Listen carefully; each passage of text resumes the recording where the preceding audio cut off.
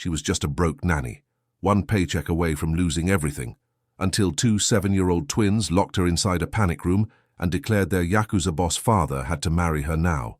Kenji Takahara was the most feared man in Tokyo, a widower haunted by the wife who died in his arms, and he hadn't let anyone close in 2 years. But when Hana calmed his silent children with nothing but a storybook and steady hands, something cracked inside him, something dangerous. What she didn't know was that a rival family was watching her every move, and the photograph they left at the gate would change everything. He told her she could leave. She told him she wasn't going anywhere, and that's when the bullets started flying. Subscribe right now and tell me in the comments, where are you watching from tonight? The fluorescent lights buzzed overhead like tired bees. Hanamori wiped down her last table, her shoulders aching from 12 hours on her feet. The diner was empty now, just her and the smell of old coffee and grease. She checked her phone. 3 missed calls from the landlord, 1 text from her brother Yuki, asking if there was food at home. There wasn't. Hana untied her apron and stuffed it into her bag. Her tips tonight came to $32.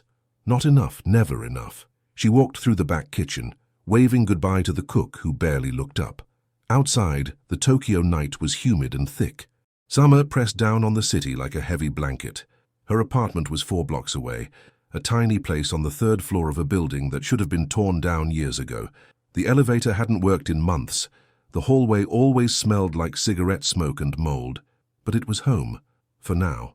Hana climbed the stairs slowly. Each step hurt, her feet throbbed, her back screamed. 28 years old, and she felt like 50. She unlocked the door quietly. The apartment was dark except for the glow of the television. Yuki was asleep on the couch, his textbook open on his chest. He was 15, tall for his age, with the same dark eyes their mother had. Their mother who was gone now. 2 years in the ground. Hana turned off the television. She covered Yuki with a thin blanket and moved to the small kitchen table. Bills were scattered across it like fallen leaves. Electric, water, rent. The rent notice was red. Final warning. She sat down and did the math again. The same math she did every night. The answer never changed. They were short. By a lot. Hana put her head in her hands. She was so tired. Tired of working double shifts. Tired of counting pennies. Tired of pretending everything would be okay. Her phone buzzed. She almost didn't answer. Probably the landlord again, but the number was unknown, and something made her pick up. Hello? Is this Hanamori? A woman's voice, crisp and businesslike. Yes. I'm calling about a childcare position. Your name was recommended by the Sunrise Agency. Are you available for an interview tomorrow morning? Hana frowned.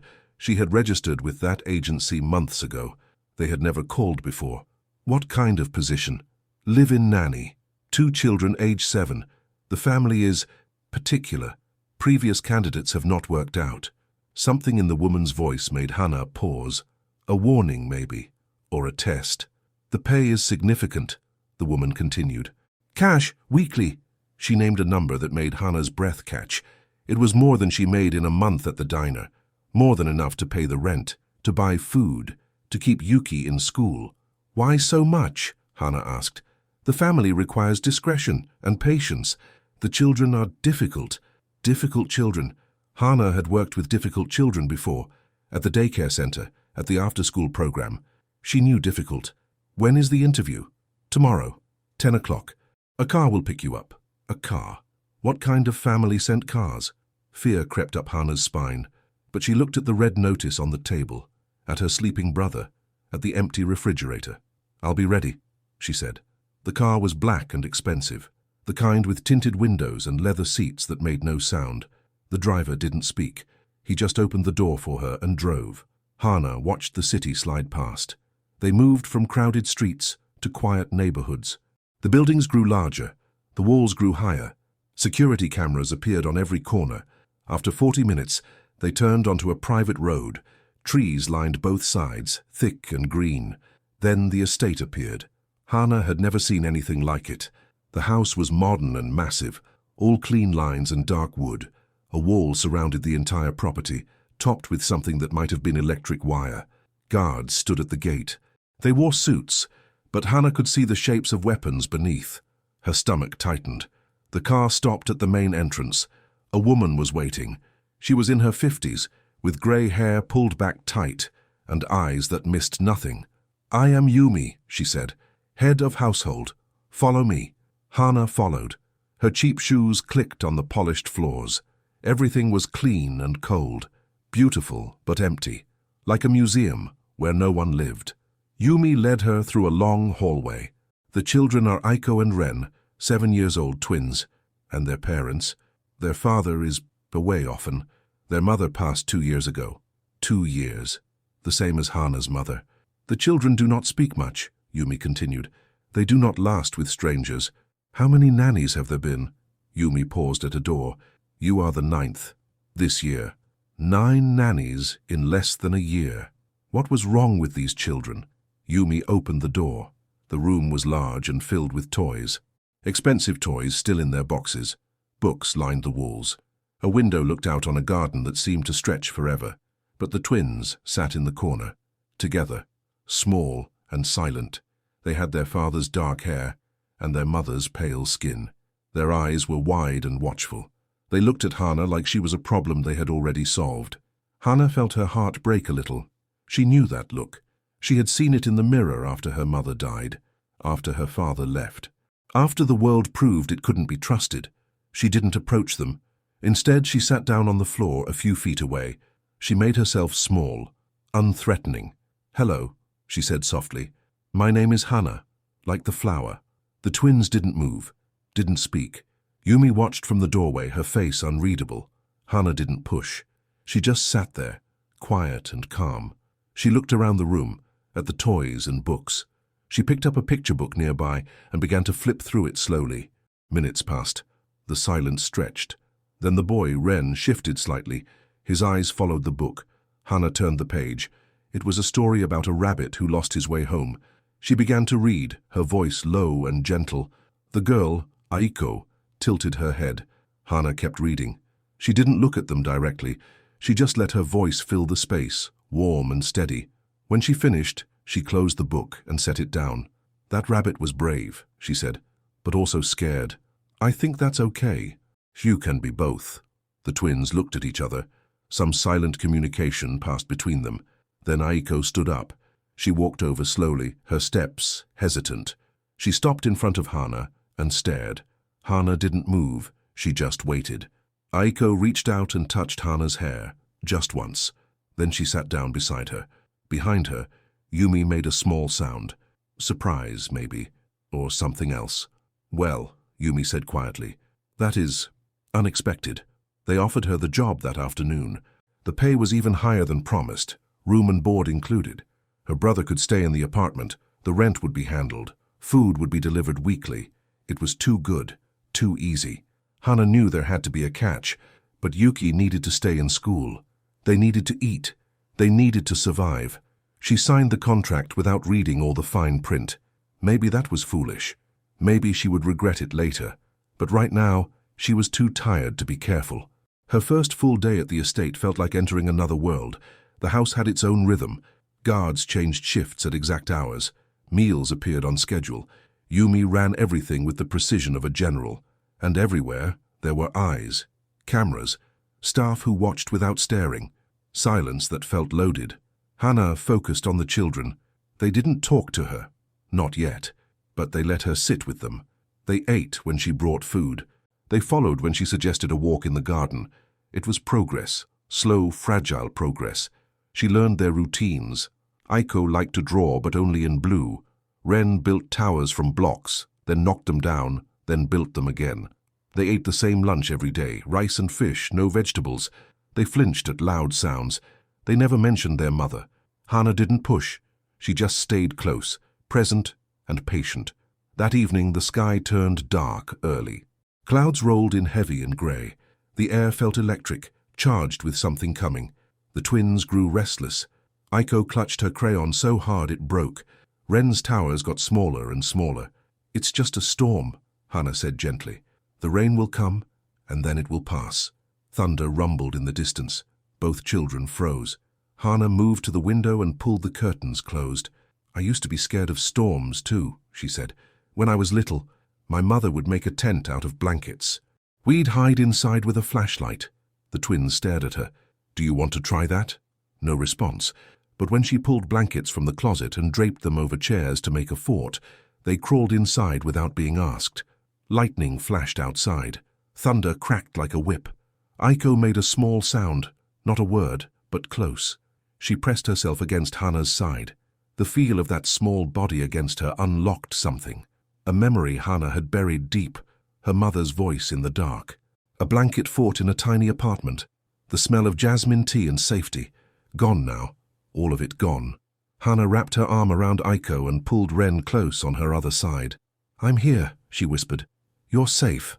I've got you." The storm raged outside. Inside the blanket fort, the three of them huddled together, breathing in the dark.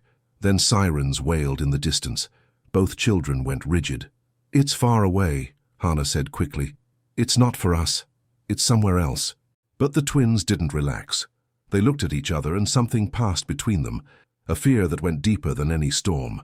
The thunder grew louder. The lights flickered twice, then died. Darkness swallowed the room. Hana felt Aiko's fingers dig into her arm. Ren's breathing went fast and shallow. "It's okay," Hana said, keeping her voice calm, even as her own heart raced.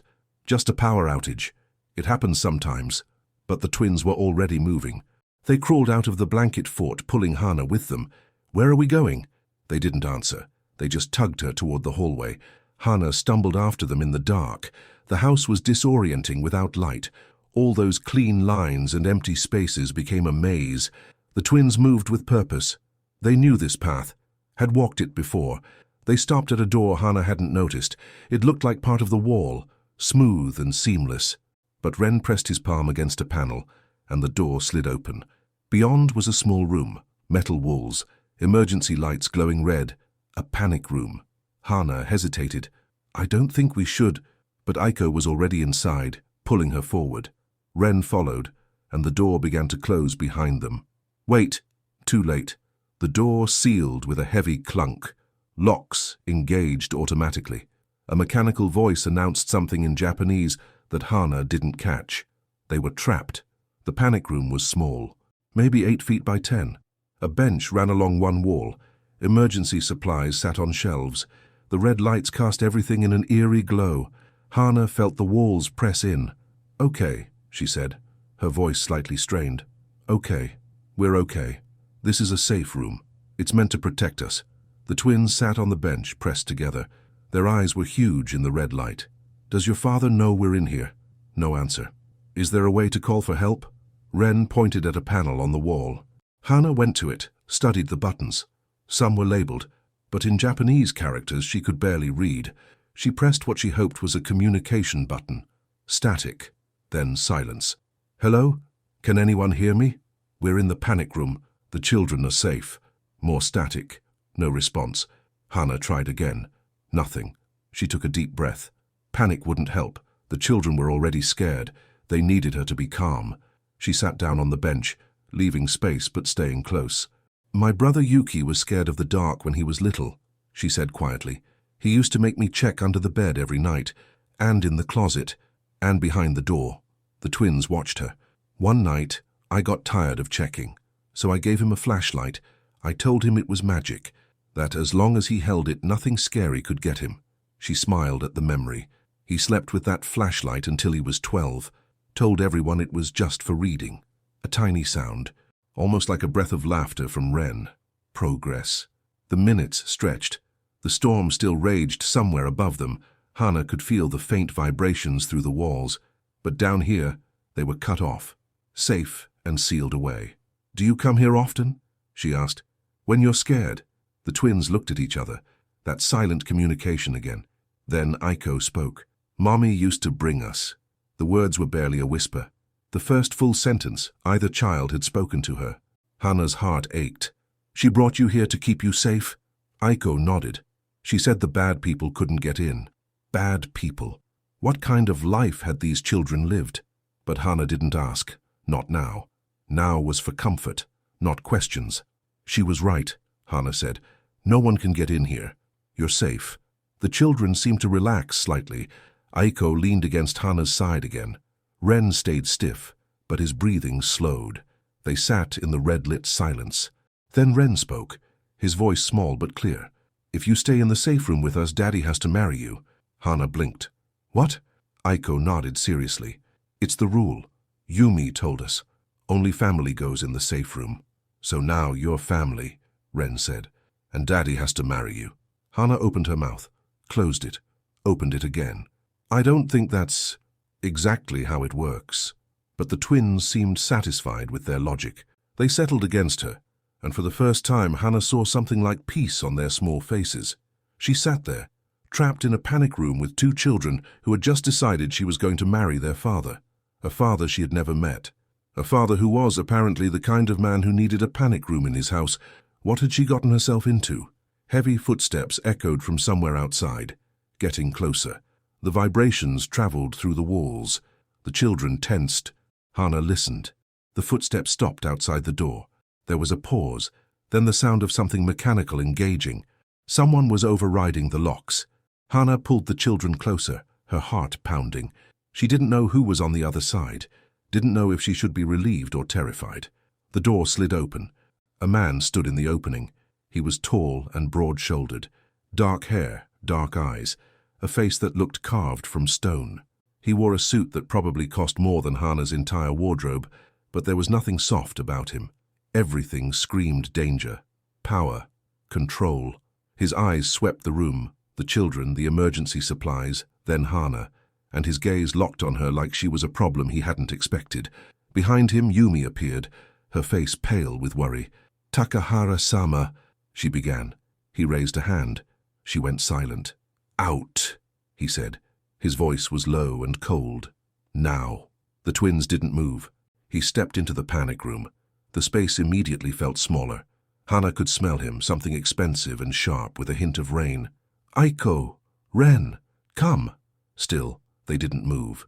They pressed closer to Hana. Something flickered across the man's face. Surprise? Pain? It was gone too fast to read. Hana found her voice. "They're scared. The storm. They brought me here to hide." Those dark eyes fixed on her, studied her. She felt stripped down to her bones. "You are the new nanny." "Yes." "You let them bring you into a secured room without authorization." They were frightened. "I went where they needed to go." His jaw tightened.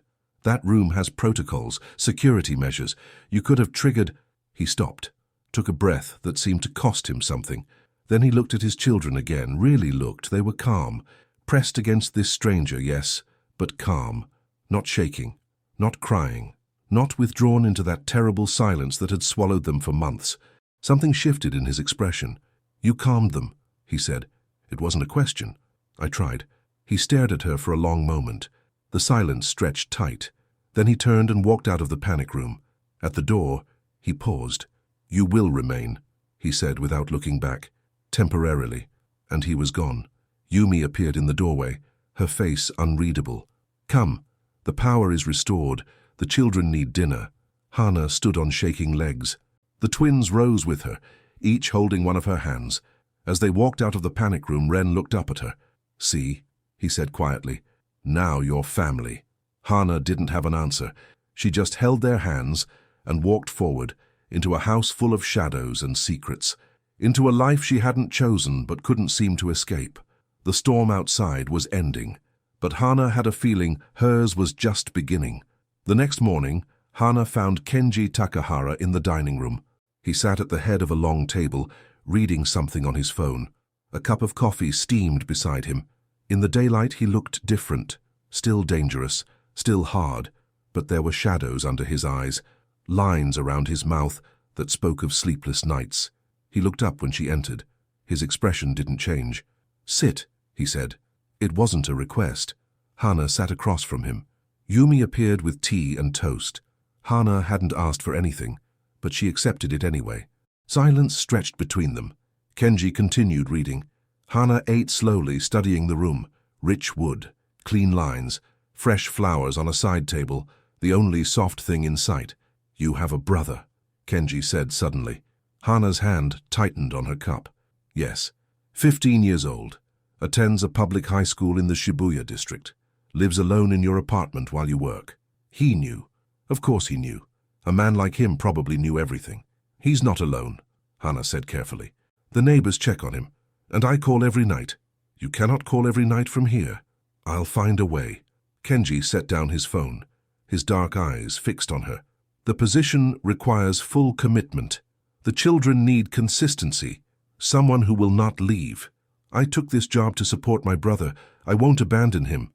No one said you would. Something flickered in his gaze, something almost like respect. I will not stay permanently, Hana said. A few weeks, maybe, until the children adjust to someone else.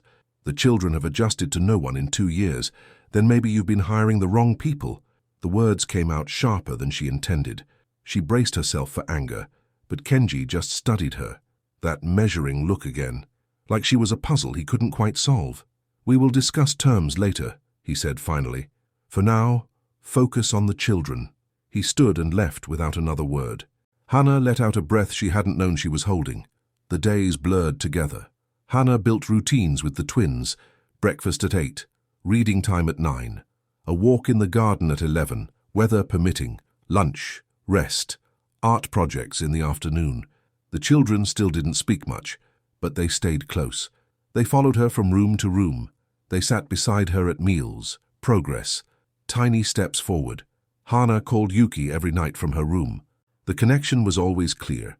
The estate had the best of everything. Her brother sounded tired, but okay. School was hard. The apartment felt empty. When are you coming home? He asked one night. Soon, she said. I promise. But she wasn't sure she believed it anymore. On her 7th day at the estate, something strange happened. Hana woke to find groceries in the apartment. Not her room at the estate, her actual apartment, where Yuki lived. Fresh vegetables, rice, fish.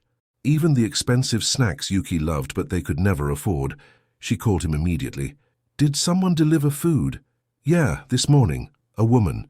She said it was from your new employer, some kind of benefit. Hana's stomach knotted. What did she look like? I don't know, normal. She was nice. The food looks good. Hana hung up and went to find Yumi. The housekeeper was in the kitchen, reviewing menus with the cook. She looked up when Hana approached. Someone delivered groceries to my brother's apartment, Hana said. Was that authorized? Yumi's expression didn't change. Takahara-sama arranged it. Why? You would have to ask him. I'm asking you. A pause. Something almost like warmth flickered in Yumi's eyes. The children have responded to you, she said quietly. Takahara-sama noticed. He removes obstacles for things he wants to keep. Obstacles. Like her brother's hunger. Like her worry about home. I didn't ask for help. He does not wait to be asked. Hana didn't know how to feel. Grateful, angry, trapped. All three, maybe. She went back to the twins, but her mind stayed tangled. A man she barely knew was paying her rent, feeding her brother, making it easier to stay, making it harder to leave. That afternoon, Hana took the children to the library. It was a beautiful room, walls lined with books in every language. Sunlight streamed through tall windows. The twins sat on a soft rug, while Hana read aloud. The story was about a bird who was afraid to fly. She read slowly, making different voices for each character. Ren watched with quiet attention. Aiko clutched a stuffed rabbit, her eyes following every page. When the story ended, Hana closed the book. What do you think? She asked. Was the bird brave? Ren nodded. Aiko said nothing, but she was looking at Hana with something new in her eyes, something building toward trust. Hana waited. Then Aiko opened her mouth. Bird, she said. One word, small and clear. Hana's heart stopped. Yes, she whispered. The bird. She learned to fly. Aiko pointed at the book. Again, another word. A question. A request. Hana felt tears prick her eyes. She blinked them back. Of course, she said. Again. She opened the book and started over. Neither of them noticed the shadow in the doorway. Kenji stood there, watching. His face was still, but his hands were clenched at his sides, and something raw flickered in his eyes. His daughter had spoken. For the first time in months, Aiko had used words. He turned and walked away before they could see him. That night, Hana couldn't sleep. She wandered the quiet halls of the estate.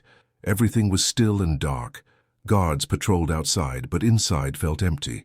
A beautiful prison. She found herself in a small sitting room she hadn't explored before. Moonlight spilled through the windows. A bookshelf lined one wall. A single armchair faced a cold fireplace, and on the mantel, a photograph. Hannah moved closer. The woman in the picture was beautiful. Long, dark hair, kind eyes, a smile that seemed to light up the frame. She held two babies in her arms, tiny, identical, fast asleep. Kenji's wife, the twins' mother. Hannah touched the edge of the frame. The glass was clean. Someone dusted this photo regularly. Someone made sure it stayed perfect. She was beautiful. Hannah jumped, spun around. Yumi stood in the doorway, a glass of water in her hand. "I'm sorry," Hannah said quickly. "I didn't mean to. It is not forbidden." Yumi came closer. She looked at the photo too, her face soft with memory. Her name was May. She was warmth. In this cold house, she was warmth. How did she die? The softness vanished. Yumi's expression closed like a door. "That is not my story to tell." She turned to leave, then paused. "You are good with the children," she said. "Perhaps too good." "What does that mean?" "It means some bonds are hard to break, for everyone involved." She left Hannah alone with the moonlight and the photograph. Hannah looked at May's face one more time, at those kind eyes, at the babies who had grown into the quiet, wounded children she now cared for. "What happened to you?" she thought. "What happened to this family?" She didn't have answers, but she was beginning to understand that staying in this house meant finding them, whether she wanted to or not. A week later, Hannah went home. Kenji had arranged for a car to take her back to her apartment for an overnight visit. "The children will survive one night," he said, though his jaw was tight. "Your brother needs to see you." Hannah packed a small bag and left before she could change her mind. The drive back to her old neighborhood felt strange. The crowded streets, the noise, the smells of street food and exhaust. After the quiet of the estate, everything seemed too bright, too loud. The apartment building looked worse than she remembered. The paint was peeling, trash piled near the entrance. A broken window on the second floor had been covered with cardboard, but Yuki was waiting at the door with a grin that made everything worth it. "You're here!" He hugged her tight. He smelled like cheap shampoo and the instant noodles he probably ate too often. "I missed you." "I missed you too." She held him at arm's length, studying him. He looked thinner, tired. "Have you been eating the groceries?" "Yeah, they keep coming every week." "Every week," Kenji's doing. They spent the afternoon together. Hannah cooked a real meal. Fish and vegetables, rice and miso soup. They talked about school and friends and the future. Normal things. Safe things. She didn't tell him about the panic room, the guards, the photograph of a dead woman. Some things a 15-year-old didn't need to know. That evening, Hannah went to the corner store for milk. The sun was setting, painting the sky orange and pink. The neighborhood felt peaceful for once. Then she noticed him. A man stood across the street. He was tall and thin, with a shaved head and a dark jacket. He wasn't doing anything, just standing there. But his eyes were fixed on her building. Hannah's skin prickled. She went into the store quickly, bought the milk. When she came out, the man was gone. But the feeling of being watched remained. She walked faster, almost running. Her hands shook as she unlocked the building's front door. "Mori-san." She spun around. Another man stood behind her. This one was older, maybe 45, with grey streaking his short hair. He was built like a fighter, broad shoulders, strong hands, but his eyes were calm, almost kind. "Who are you?" "My name is Masaru. I work for Takahara-sama." The tight knot in Hannah's chest loosened slightly. "You've been following me?" "Watching, not following. There is a difference." He glanced down the street. "The man you noticed, he is new, not from our family." Family. He said it like it meant something more than blood. "Who is he?" "Unknown, but not friendly." Masaru stepped closer, lowering his voice. "You should return to the estate tonight. It is not safe here. My brother is here. Your brother will be protected. I give you my word." Hannah looked at this stranger, who promised safety, at the street where danger had stood just moments ago, at the building that had been her home for years. "I need to get him. Pack some things." Masaru nodded. "I will wait." Yuki didn't understand why they had to leave so fast. Hannah didn't explain. She just packed 2 bags and led him down to where a black car waited. The drive back to the estate was quiet. Yuki fell asleep against the window. Masaru sat in front, speaking quietly into a phone. When they arrived, Yumi was waiting at the door. She took one look at Yuki and led him to a prepared room without asking questions. Hana found Kenji in his study. He was standing at the window, looking out at the dark garden. He turned when she entered. His face was unreadable. "Who was the man at my apartment?" Hana demanded. "We are investigating." "That's not an answer." "It is all I have right now." He gestured to a chair. "Sit. Please. Please." The word sounded unfamiliar in his mouth. Hana sat. Her legs were shaking anyway. Kenji remained standing. He looked older in this light, heavier, like he carried weights no one else could see. "There are people who wish to harm this family," he said quietly. "My position makes us targets. The children, anyone connected to us. And now me. And now you." Silence. "I didn't ask for this," Hana said. "No, you asked for a job. You got something else." He moved to his desk, sat down across from her. The wood between them felt like a wall. "I can arrange for you to leave," he said. "New apartment, new identity if necessary. Your brother can be relocated to a different school. You would be safe. And the children?" Something flickered in his eyes. Pain. Carefully hidden, but still visible. They would have another nanny.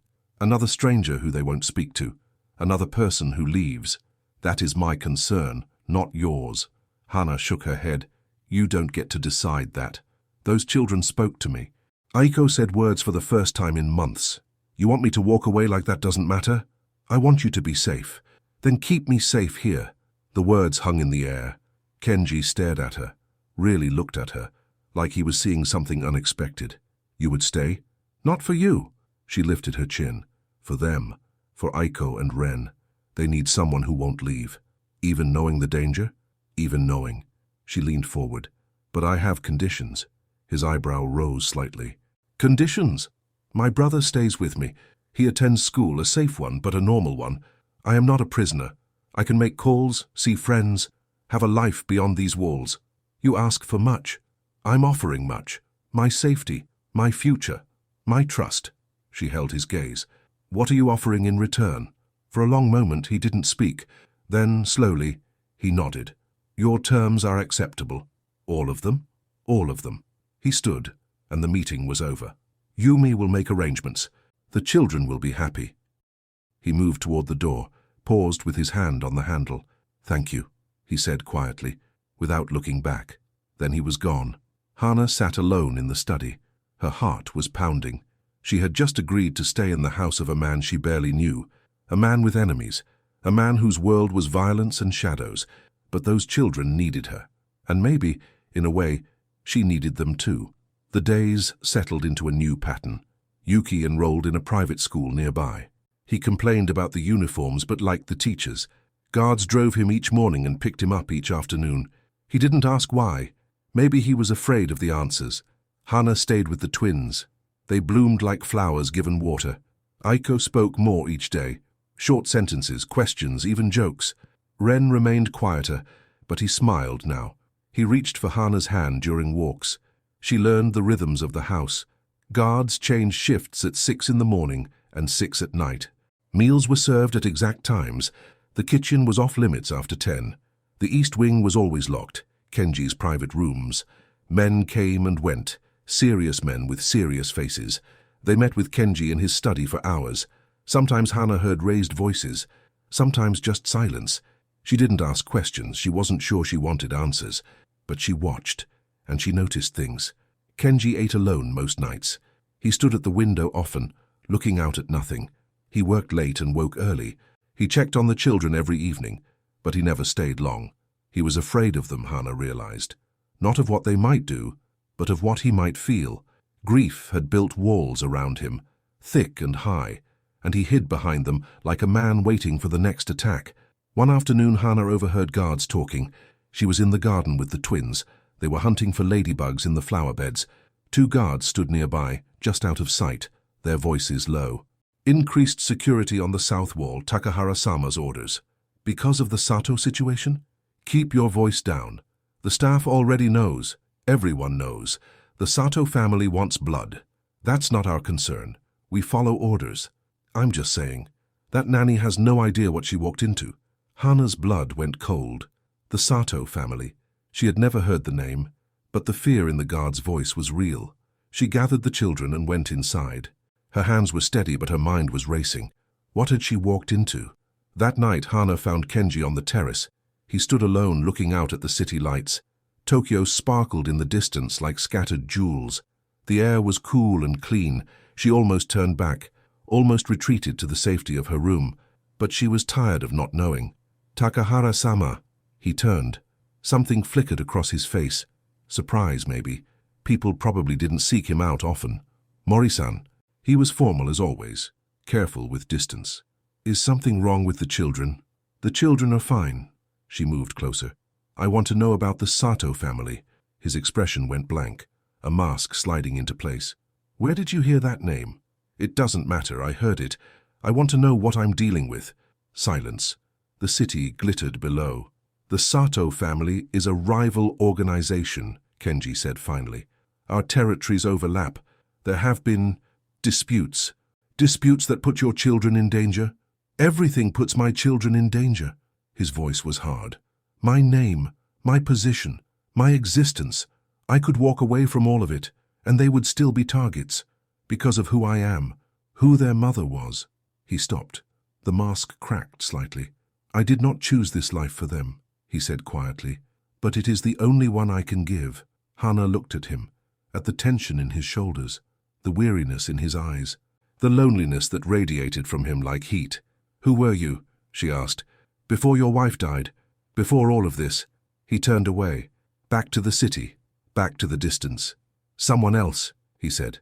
"Someone who believed the world could be controlled, that if I was strong enough, smart enough, nothing would touch the things I loved." His hands gripped the railing. "I was wrong." Hana didn't know what to say, so she said nothing. She just stood there beside him, watching the lights. After a while, he spoke again. "You should go inside, it's cold." "I'm fine." It was not a suggestion, but there was no command in his voice, just exhaustion. And something else. Gratitude, maybe, for her presence, for her silence. Hana stayed another moment. Then she turned and went inside, but she paused at the door. "You're not alone," she said quietly. "Whatever you think, you're not." She didn't wait for a response. She just walked away. Behind her, Kenji stood motionless. The city glittered, the wind blew cold, and somewhere in the darkness, he allowed himself to feel something he hadn't felt in years. Hope. The next morning, everything changed. Hana was eating breakfast with the twins when Masaru appeared. His face was grim. "Takahara-sama needs to see you." "Now?" "Now." She left the children with Yumi and followed Masaru to the study. Her heart pounded with each step. Kenji was standing behind his desk. 2 other men were with him, guards she didn't recognize. Their expressions were hard. "Close the door," Kenji said. Masaru closed it. "There was an incident last night," Kenji said. "A warning, left at the main gate." He slid something across the desk. A photograph. Hana looked at it. Her blood went cold. It was a picture of her, walking in the garden with the twins, taken from outside the walls. Someone had been watching, someone with a camera, someone close enough to see everything. Across the photograph, written in red ink, "We see them." "Daichi Sato sends his regards," Kenji said. His voice was calm, but his eyes burned. "He wants me to know that nothing is safe. No one is beyond his reach." Hana couldn't speak. Her throat had closed. "I have increased security," Kenji continued. "Additional guards, new protocols. The children will not leave the estate until this is resolved." "And me?" He looked at her, really looked. "You are part of this now, whether you intended it or not." He paused. "I will understand if you want to leave. Leave. Go back to her tiny apartment. Pretend none of this happened. Let some other nanny take her place. Let those children face this alone." Hana thought of Aiko's small voice saying, "Bird," of Ren's hand reaching for hers, of 2 children who had lost their mother and were slowly learning to trust again. She picked up the photograph and looked at it. Then she tore it in half. "I'm not going anywhere," she said. Something shifted in Kenji's expression. Not a smile. He didn't seem like a man who smiled, but something close, something grateful. "Then we prepare," he said. "Together." Hana nodded. Outside the window, the sun was rising. Golden light spilled across the garden where danger had been watching. But inside the study, surrounded by enemies she couldn't see, Hana felt something unexpected. Not fear, determination. Whatever was coming, she would face it, for the children, for herself. Maybe even for the broken man who stood across from her, carrying the weight of a world that wanted to destroy everything he loved. The battle wasn't over. It was just beginning. The days after the photograph felt different. Guards patrolled in pairs now. The gate stayed locked at all hours. Yumi checked every delivery twice before it entered the house. Even the gardeners were questioned, their backgrounds examined again. The estate had always felt like a fortress. Now it felt like one under siege. But inside those walls something unexpected was happening. The twins were changing. Aiko spoke in full sentences now. She asked questions constantly. Why is the sky blue? Why do birds fly? Why does Hana-san smell like flowers? She followed Hana everywhere, a small shadow with curious eyes. Ren remained quieter, but he had stopped building towers just to knock them down. Now he built them tall and strong. He named each one. He protected them. Progress. Real visible progress. Hana watched them bloom and felt her heart expand. These children had crawled inside her somehow. They had made a home in her chest, right next to Yuki and the memory of her mother. She was in trouble. She knew it, but she couldn't make herself care. One evening, Hana found the twins in their bedroom waiting. They sat on Ren's bed, pajamas on, teeth brushed. A book lay between them. They looked at her with expectation. "Story time," Aiko announced. Hana smiled. "Which book tonight?" But Ren shook his head. "Not you." Hana blinked. "Not me?" "Daddy," Aiko said firmly. "We want Daddy to read." Hana's heart stumbled. The children had never asked for their father at bedtime. Kenji checked on them each night, but he never stayed, never lingered. He stood in the doorway like a man afraid to enter. "I don't know if your father—" "Please." Ren's voice was soft, almost desperate. "He used to read to us. Before. Before." That word carried so much weight. Hana looked at their hopeful faces, at the book waiting on the bed, at the empty space where a father should sit. "I'll ask him," she said. She found Kenji in his study. He was reading reports, his brow furrowed. The desk lamp cast harsh shadows across his face. Hana knocked on the open door. He looked up. "The children are asking for you," she said. "Is something wrong?" "No. They want you to read to them. A bedtime story." Something flickered in his eyes. Fear, maybe, or longing. It was gone before she could name it. "I have work. It can wait." "You don't understand." "I understand perfectly." Hana stepped into the room. "You're scared. You look at them and see her, and it hurts so much you can barely breathe." Kenji went still. His jaw tightened. "But they're still here," Hana continued. "They're alive and they're growing, and they need their father. Not the boss of this house, not the man who checks on them from doorways. Their father, the one who used to read to them before." Silence stretched between them, heavy and sharp. "You have no right," he began. "I have every right. I'm the one who holds them when they have nightmares. I'm the one who answers their questions about their mother. I'm the one who's here." Her voice cracked on the last word. Kenji stared at her. Something was breaking behind his eyes. She could see it, the cracks forming in that careful mask. "They asked for me?" His voice was rough. "Yes." He stood slowly, like a man moving through deep water. He walked past her without speaking, and she followed. The hallway felt endless. Each step seemed to cost him something. At the children's door, he stopped. His hand hovered over the handle. "What if they change their minds?" he whispered. "What if they see me and remember what I couldn't protect them from?" Hana touched his arm. "Just briefly. Just enough." "They see their father," she said. "That's all. That's enough." He opened the door.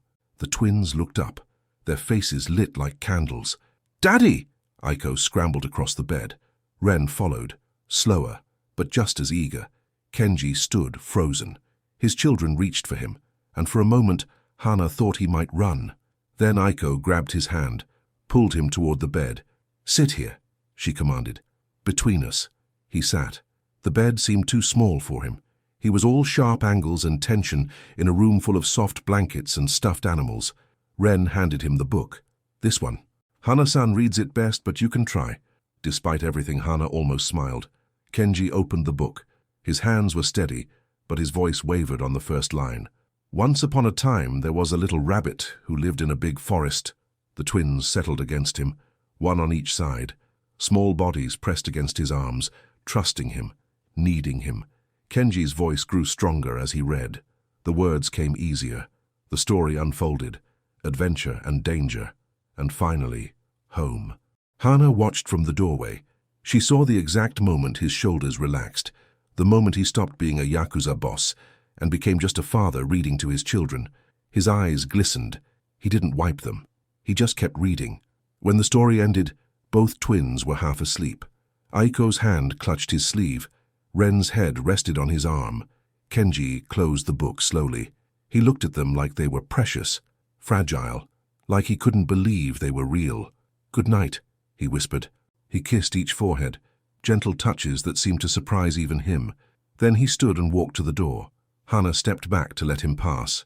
His eyes met hers. They were red-rimmed but clear. "Thank you," he said quietly. She nodded. Words weren't necessary. He walked away and Hana went to tuck the children in properly. She pulled blankets up to chins and checked the nightlight and made sure the window was locked. Before she left, Aiko spoke. Her voice was drowsy but happy. "See? He still knows how." Hana smiled.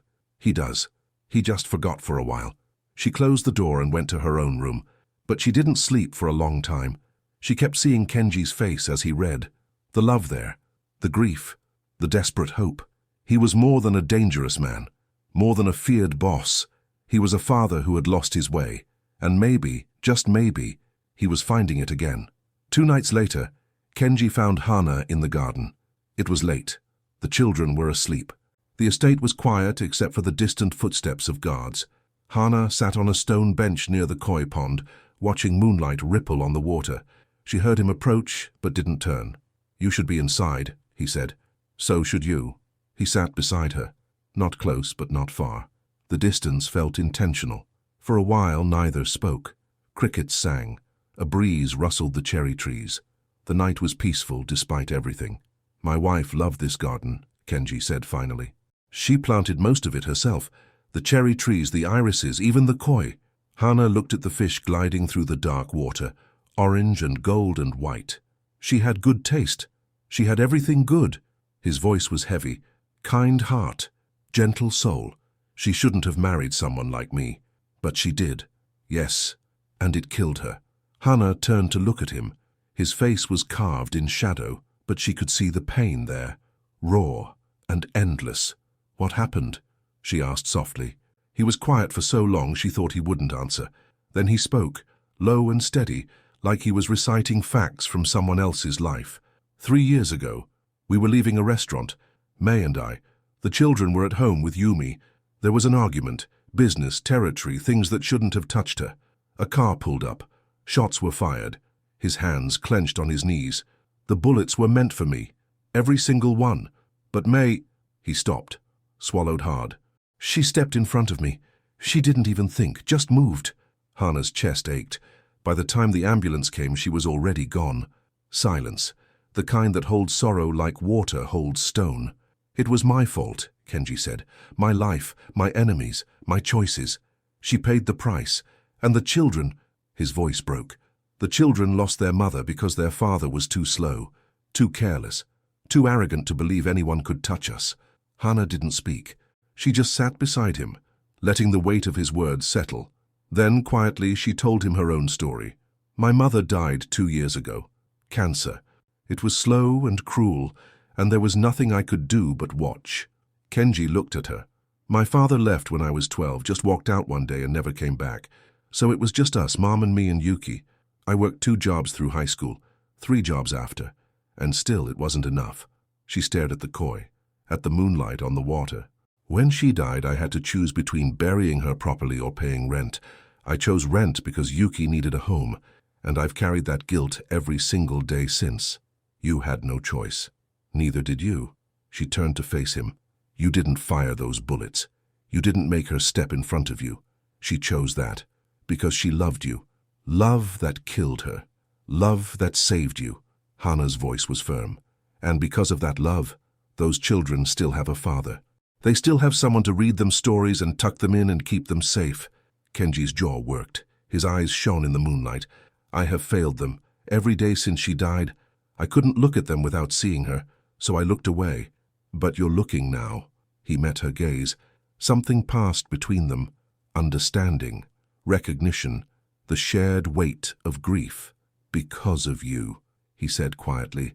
"You reminded me what they needed, what I was too broken to give." Hana felt her heart lurch. Dangerous territory. She was standing on the edge of something deep. "I didn't do anything special." "You stayed." He leaned closer, close enough that she could see the flecks of gold in his dark eyes. "Everyone else ran, but you stayed." The air between them felt charged, electric. Hana stood up abruptly. Distance. She needed distance. "We should go inside," she said. "It's late." Kenji didn't move. He just watched her with those piercing eyes. "Are you afraid of me?" "No." "Then why are you running?" She stopped, turned back. "Because I'm afraid of what happens if I don't." Something flickered in his expression. Understanding. Maybe even agreement. "Good night, Hana-san," he said softly. It was the first time he had used her first name. She walked back to the house without looking back. But she felt his gaze on her the whole way. The next morning, Masaru delivered news. Hana was eating breakfast with the twins when he appeared. His face was grim, grimmer than usual. "Takahara-sama needs to speak with you," he said. Yumi took over with the children.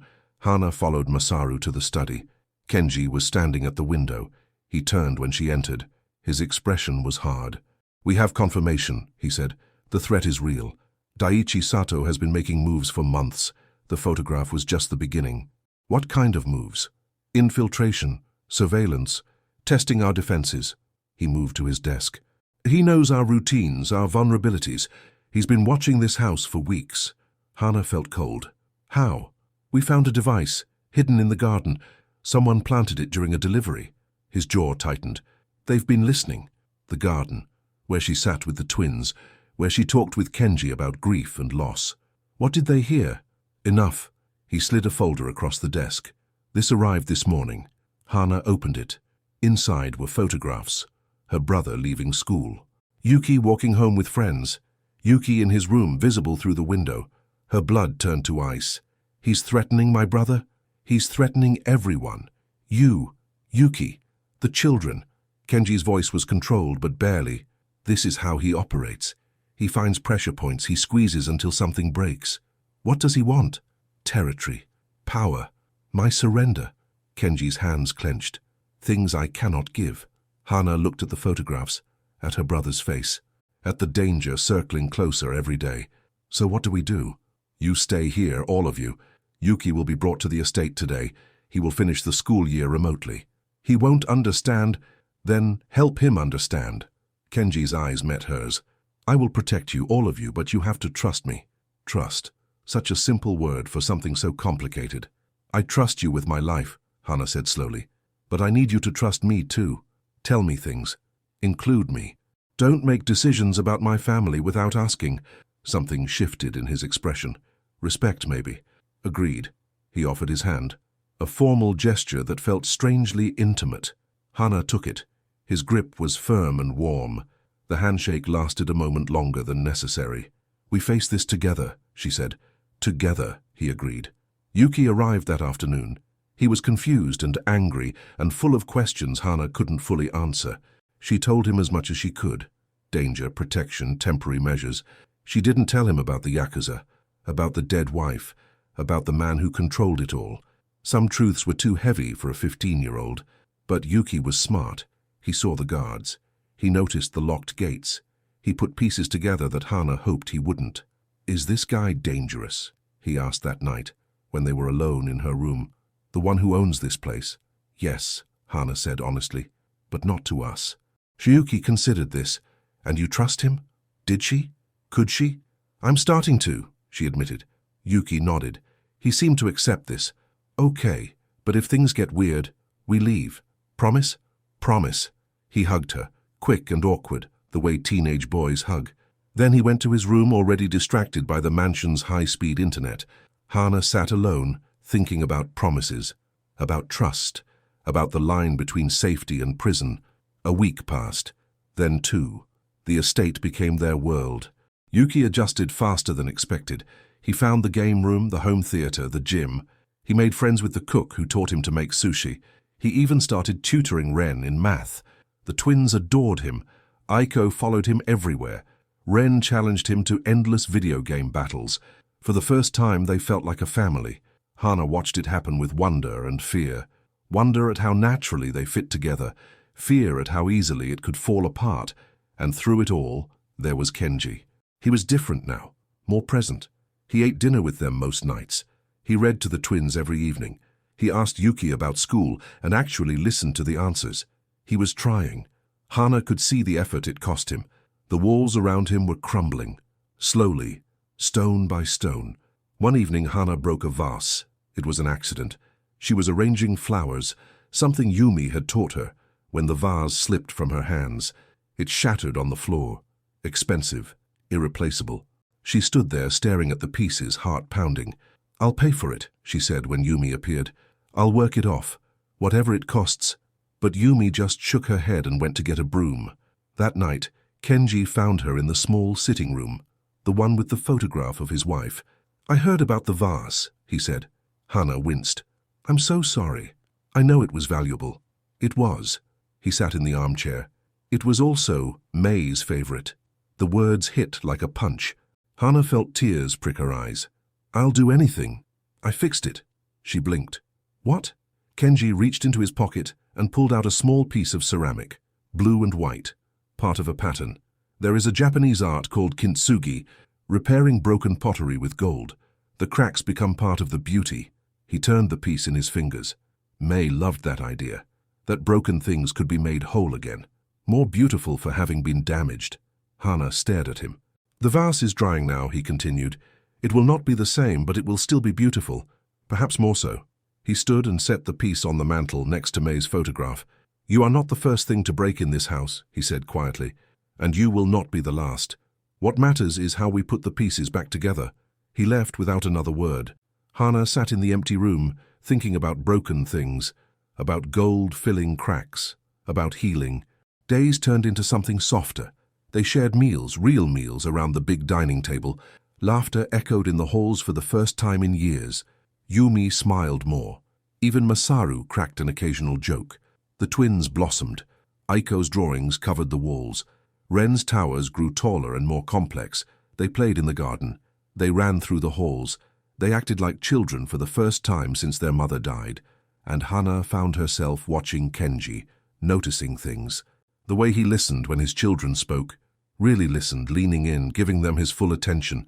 The way he helped Yuki with a stubborn math problem, patient and kind. The way he noticed when Hana was tired and sent her to rest without making it an order.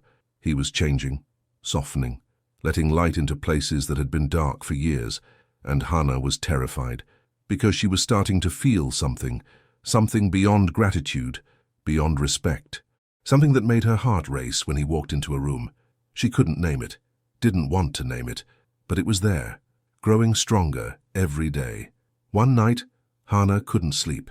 She wandered to the kitchen for tea. The house was quiet. Guards patrolled outside, but inside felt peaceful. Kenji was already there. He sat at the counter, a cup of coffee in front of him. He looked tired but calm. "Couldn't sleep?" he asked. "No. You? Sleep has never been easy for me."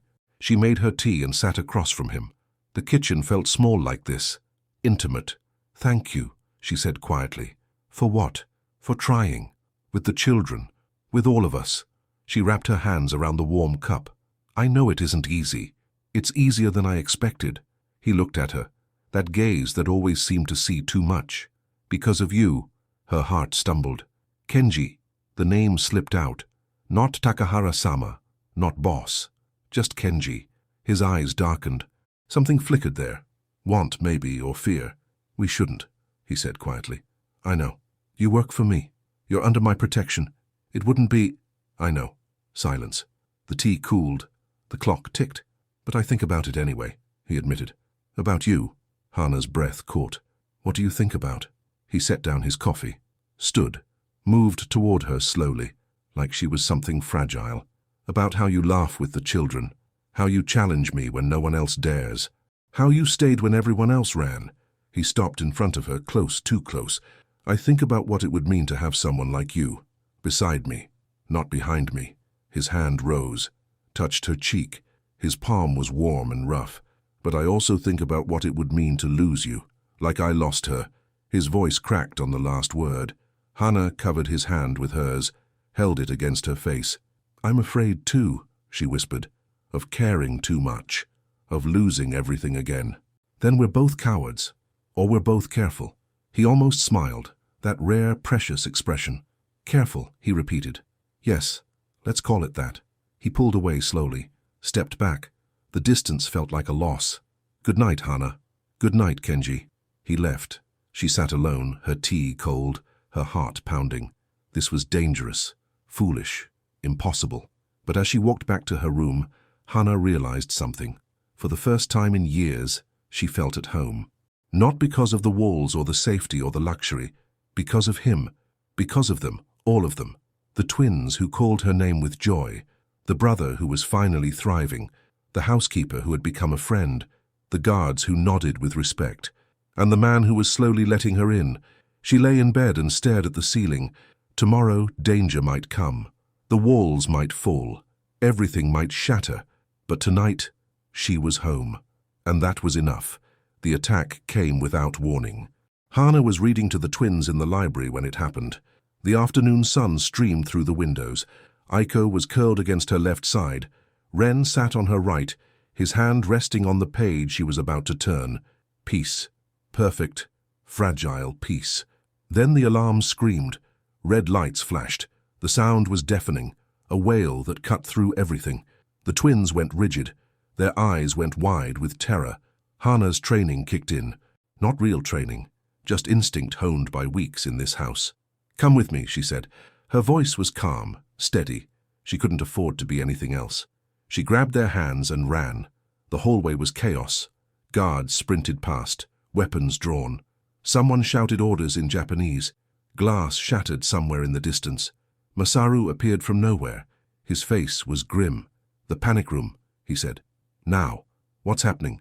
Breach. South wall. Go. He pushed them forward and disappeared back into the chaos.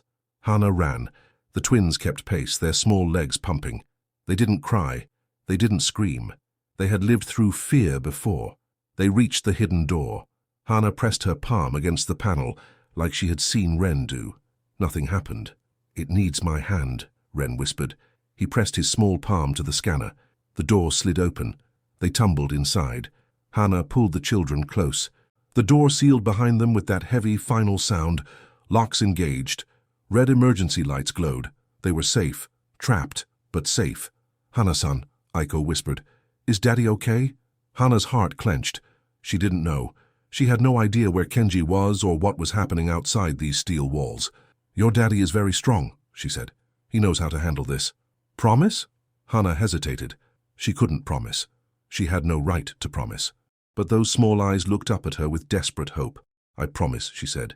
Time moved strangely in the panic room. Minutes felt like hours. The children huddled against Hannah, their bodies trembling. She talked to them constantly. Stories, songs, memories. Anything to fill the silence. Distant sounds filtered through the walls. Shouts, crashes. Once, something that sounded horribly like gunfire. Aiko whimpered at that sound. Ren went completely still. Hannah held them tighter. Remember the rabbit, she said? The one who was lost in the forest? He was scared too, but he kept going. He found his way home. Because he was brave, Ren whispered. Because he was brave. And so are you. Both of you. The bravest children I know. Aiko pressed her face against Hannah's shoulder. I don't feel brave. That's okay. Brave doesn't mean not scared. Brave means being scared, but not giving up. The children absorbed this. Their trembling eased slightly. More time passed. The sounds outside grew quieter, then stopped entirely. Silence, heavy and complete. Hannah didn't know if that was good or terrible. She stared at the door, waiting, hoping, praying to gods she wasn't sure she believed in. Please, she thought, please let him be okay. The thought surprised her. Not, let us be rescued. Not, let us survive. Let him be okay. When had Kenji become so important? When had his safety become tied to her own? She didn't have time to examine the answer. The locks disengaged. The door slid open. Kenji stood in the opening. He was alive, breathing, standing, but he was covered in blood. The children screamed, not from fear, from relief. They launched themselves at their father, wrapping around his legs. Kenji caught them, lifted them, held them against his chest. His suit was torn. His face was bruised. Blood stained his shirt, his hands, his jaw. But his eyes were clear, fierce, alive. "It's over," he said. His voice was rough. "You're safe." Hana stood slowly. Her legs shook. She gripped the wall for support. "The blood," she started. "Not mine." He set the children down gently. "Most of it.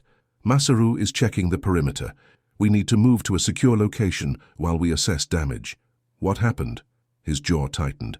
Daichi Sato made his move. He won't make another. The words were cold, final. Hana understood what they meant, without needing details. Daichi Sato was dead. She should have felt something. Horror, maybe, disgust, fear at what Kenji was capable of. Instead, she felt relief, pure, overwhelming relief. The threat was gone. Her brother was safe. The children were safe. Kenji was alive. The next hours blurred together. They moved to a secure room in the east wing. Guards stood at every door. Yumi appeared with food and blankets. Yuki was brought to join them, confused but unharmed. The children wouldn't let go of their father. They clung to him like he might disappear.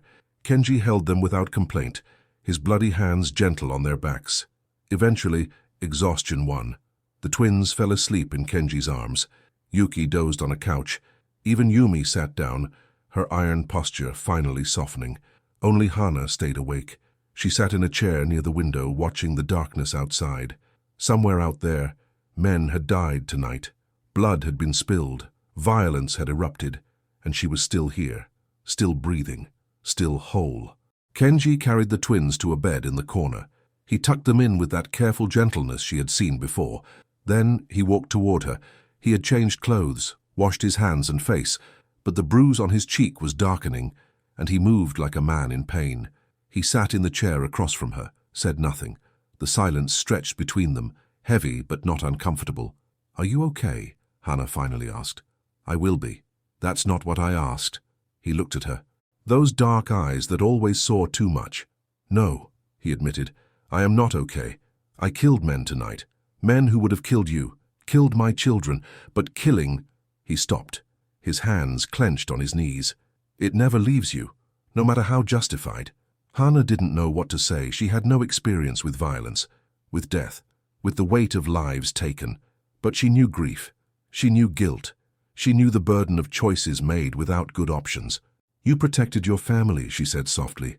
"That's what matters." "My family." He repeated the words like he was testing them. "Is that what we are?" Hana's breath caught. "Kenji, you stayed," he said, "when the alarm sounded, when the danger came. You didn't run, you didn't hide, you protected my children with your life." "I did what anyone would do." "No." He leaned forward, intense, focused. "No one else stayed. 9 nannies ran at the first sign of trouble. Staff quit. Guards requested transfers, but you stayed." His hand reached out, covered hers. "You are not just an employee, Hana. You have not been for a long time." Her heart was pounding. Her skin burned where he touched her. "What am I then?" He was quiet for a moment, choosing words carefully. "You are the reason my children smile again. The reason this house feels like a home instead of a prison. The reason I—" He stopped, struggled. "The reason I want to be better," he finished. "Not just stronger or more powerful, better, worthy of the people around me." Hana's eyes stung. She blinked back tears. "You don't need to be worthy," she said. "You just need to be present, to show up, to try." "I am trying. I know." He lifted her hand, pressed his lips to her knuckles, a gesture so tender it made her chest ache. "Stay," he whispered. "Not as an employee, not as someone I protect. Stay as—" He couldn't finish. The words tangled in his throat, but Hana understood. "I'll stay," she said, "as long as you want me. Forever might not be long enough." She almost laughed, almost cried. The emotion was too big for one response. "Forever sounds good," she managed. He smiled. That rare, precious expression. It transformed his face, made him look younger, softer, almost happy. "Forever then," he said. The days after the attack were quiet. Damage was repaired. Security was rebuilt. The estate slowly returned to normal, or whatever passed for normal in this world. But things had changed. Everyone could feel it. Kenji was different, more present, more open. He ate every meal with the family. He played games with the children. He helped Yuki with homework and actually made jokes that made everyone laugh. The shadows were still there. They probably always would be. But they weren't the only thing anymore. Light was creeping in. Hana and Kenji didn't rush. They had conversations late at night. Walks in the garden. Quiet moments stolen between the demands of children and work and life. They learned each other slowly, carefully, like two people who had been burned before and couldn't afford to be burned again. Hana learned that Kenji hated coffee, but drank it anyway because his father had. That he secretly loved terrible action movies. That he could cook, really cook, but never had time anymore. Kenji learned that Hana sang in the shower. That she missed her mother every single day. That she had once dreamed of being a teacher before life got in the way. They shared grief and hope and fear. They built trust brick by brick. And slowly, carefully, they built something else. Something that felt like love. One evening, Kenji came to her. The children were asleep. Yuki was in his room, headphones on, lost in music. The house was quiet. Kenji found her in the library, reading by lamplight. He stood in the doorway, watching her. "You're staring," she said without looking up. "I am. It's rude. I know." She set down her book, looked at him properly. He was holding something, a small box covered in dark velvet. Hana's heart stopped. "Kenji, I know it's fast," he said. "I know there are 1,000 reasons to wait. But I've lost people I loved before. I've wasted time I can never get back, and I don't want to waste any more." He walked toward her, knelt in front of her chair. "I'm not an easy man. My life is dangerous. My past is bloody. I have enemies and obligations and a darkness that may never fully heal." He opened the box. Inside was a ring, simple but beautiful, a band of gold with a single diamond that caught the light like a star. "But I love you," he said. "I love how you care for my children. I love how you challenge me. I love how you stayed when everyone else ran. I love that you see me, all of me, and don't look away." Hana couldn't breathe. "I'm asking you to be my partner, my equal, my wife." His voice cracked on the last word. "I am asking you to let me spend whatever time I have left trying to deserve you." Tears streamed down her face. She didn't wipe them. "You already deserve me," she whispered. "You just don't know it yet. Is that a yes?" She pulled him up, pulled him close, wrapped her arms around him and held on like she would never let go. "It's a yes," she said against his chest, 1,000 times yes. He held her back, tight and fierce and tender all at once. "Thank you," he whispered. "Thank you for giving me another chance at life. Thank you for giving me a home." They stood there, wrapped around each other, while the lamplight flickered and the night deepened. Tomorrow would bring challenges. There would be adjustments and conversations and probably a few arguments. Real relationships weren't fairy tales, but tonight, in this quiet room, two broken people had chosen each other, and that was enough. The twins took the news exactly as expected. "We knew it!" Aiko shouted, jumping on her bed. "We told you, the panic room rule." Ren nodded solemnly. "You went in the safe room. Now you're family. We explained this." Hana laughed until she cried. Yuki was more reserved but genuinely happy. He had grown to respect Kenji over the past weeks, to see him as more than just a scary boss. "Just promise me one thing," he said to Kenji. "Anything. Take care of her. She's been taking care of everyone else her whole life. It's her turn now." Kenji nodded seriously. "I promise." Yuki grinned. "Cool. So does this mean I get to call you brother-in-law? Or is there a Japanese word for that?" "Giri no kyodai," Kenji said, "but you can call me Kenji." "Nice. Kenji." Yuki tested the word. "Way less scary than Takahara-sama." "Good. I don't want to be scary to my family." Family. The word settled over all of them like a warm blanket. The wedding was small, just family and a few trusted friends. Yumi cried throughout the ceremony. Masaru stood as best man, looking uncomfortable in his formal suit. The twins served as flower girl and ring bearer, taking their duties with adorable seriousness. Hana wore a simple white dress. Kenji wore a black suit without any hints of his other life. They exchanged vows in the garden under the cherry trees May had planted. It felt right, honoring the past while embracing the future. When Kenji kissed her, the children cheered. Yuki whistled. Even the guards clapped. For one perfect moment, everything was light. Months passed. Spring arrived, painting the estate in pink and white. The cherry blossoms bloomed in waves, petals drifting like snow. Hana stood at the window of her bedroom, their bedroom now, watching the morning unfold. Behind her, Kenji was still sleeping. He slept better these days. The nightmares came less often. The weight he carried seemed lighter. She heard footsteps in the hall, small and quick. The door burst open. "Mama, Papa, wake up!" Aiko and Ren launched themselves onto the bed. They had started calling her Mama a few weeks ago, quietly at first, like they were testing the word, then louder, more confident, when she didn't correct them. She never corrected them. Kenji groaned and caught them mid-jump. "It's too early." "It's not, the sun is up. The sun is barely up." "That still counts." Hana laughed and climbed back onto the bed. The four of them tumbled together in a tangle of blankets and giggles. Yuki appeared in the doorway, rubbing his eyes. "Seriously? It's 6 in the morning. Family cuddle time," Aiko demanded. "You too." Yuki rolled his eyes, but joined them anyway. He was too old for this, technically, but he wasn't really. They lay together as the sun rose higher. Light spilled through the windows, turning everything gold. "We should have pancakes," Ren announced. "You always want pancakes." "Because pancakes are the best." "I'll make them," Kenji said. Everyone stared at him. "You cook?" Yuki asked. "I used to." Kenji sat up. "Before everything. I was quite good." "I find that hard to believe." "Then prepare to be amazed." He got up and headed for the kitchen. The children scrambled after him. Yuki followed, muttering about needing coffee. Hana stayed in bed for a moment longer. She looked around the room, at the sunlight, at the rumpled blankets, at the sounds of her family moving through the house. Her family. 2 years ago she had been working double shifts to survive, counting pennies, watching her mother's memory fade, wondering if things would ever get better. Now she was here, in a house that felt like home, surrounded by people who loved her. Life wasn't perfect. It never would be. There were still dangers outside these walls, still grief that surfaced sometimes, still moments when the past pressed too close. But there was also joy, real abundant joy. There was Aiko's laughter and Ren's quiet wisdom, Yuki's terrible jokes and Yumi's steady presence, Masaru's loyalty and the guards' respectful nods.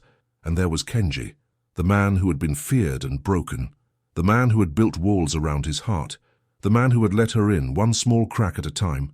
He wasn't perfect, neither was she, but together they were whole. Hana got up and walked downstairs. The kitchen was chaos, flour everywhere. Kenji at the stove, looking surprisingly competent, the twins helping by eating chocolate chips straight from the bag, Yuki filming everything on his phone, threatening to post it online. "You wouldn't dare," Kenji said. "Watch me. Yakuza boss makes pancakes, it'll go viral. I will confiscate that phone. You love me too much. Don't test me." Hana watched them from the doorway. Her heart was so full it hurt. Kenji looked up, caught her eye, smiled. That smile. It still took her breath away. "Come taste this," he said. "Tell me if it needs more sugar." She walked over, leaned against his side, let him feed her a bite of batter. "Perfect," she said. "The pancakes. Everything." He kissed her forehead, soft and quick. The children made gagging noises. Yuki pretended to be disgusted. Yumi appeared from somewhere to supervise and immediately took over the stove. Just another morning. Just another ordinary, beautiful day. Outside, the cherry blossoms drifted on the breeze. Inside, a family sat down to breakfast together. They had all been broken once, by loss, by fear, by grief. But they had found each other. Piece by piece, they had put themselves back together, like kintsugi, like pottery repaired with gold. The cracks were still visible, they always would be, but they were beautiful now, and so was the life they had built together.